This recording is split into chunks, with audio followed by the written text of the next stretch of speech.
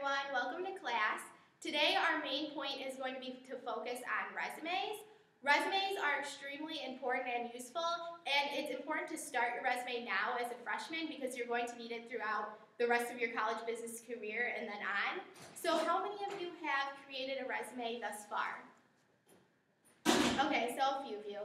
I just wanted to let you guys all know that I didn't have a resume coming into the College of Business freshman year, so it's completely okay if you don't have one yet. It's not a big deal at all, but it is important to start thinking about this now. The reason why resumes are important is because you're going to need them when you go to the career fair, which we'll be doing in this class, and also because you're going to need them when you go out and apply for different organizations. You have to interview for a lot of those, and you have to submit your resumes for those as well. And also, it's just important to continually update your resume with all the different activities that you're going to get involved with. As of right now, you might not think that you have a ton to put on your resume, but I promise you, as you continue and get more involved, your problem won't be what to put on your resume. It'll be more that you don't have enough space to fit everything that you want on your resume. So now we're going to go through some of the basic information that you should include on your resume, starting at the top of the resume and then going down. So at the top, you're going to have a lot of your basic information. This will be your name. Your name should be pretty large on your resume. And then going down, you'll have your email address and your phone number. And then also, you're going to want to include your campus address and your home address. So if you guys want to refer to the sample resume that I handed out, that'll be useful to use as a guideline as we go through this. But I just want to remind everyone that resumes are completely flexible and people have a ton of different opinions about what you should include, where you should put it, how you should format it. So all of this is up to your opinion. I encourage you to go through and look through samples of other people's resumes to see what formatting works best for you and what you like the best. So continuing down your resume, you want to go to the education part.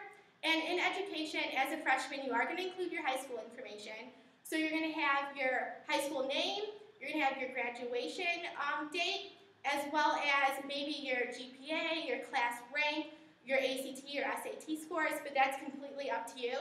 And then you're also going to want to include the University of Illinois because you're here now.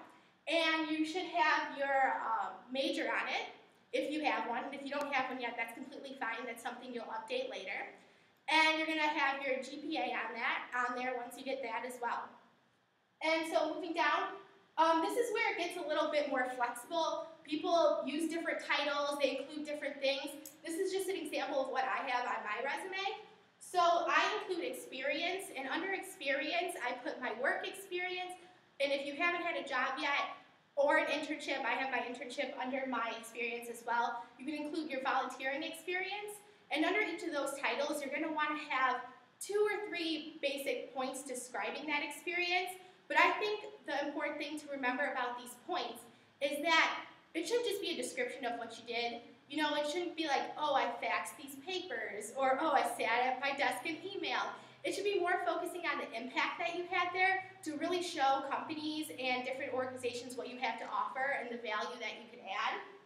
And then moving down is my leadership section. And in that section, I use that to show the different leadership positions that I've held in organizations.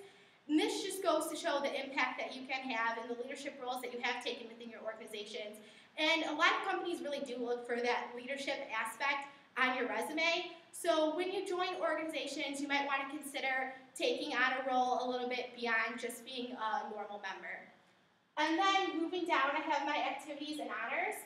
And there you can put a lot of different types of things.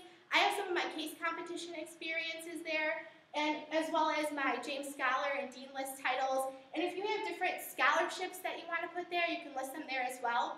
But I think something important to consider throughout your whole resume is that you want to include things that are relevant and important.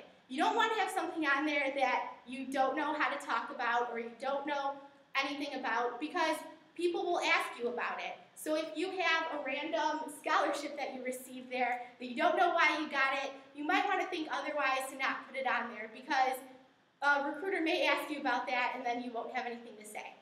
So in summary, your resume is important to begin now. It's a really important thing to start thinking about. So we'll be having the Resume Bonanza assignment. You guys are supposed to create your resumes and bring them to this Resume Bonanza to have a recruiter review.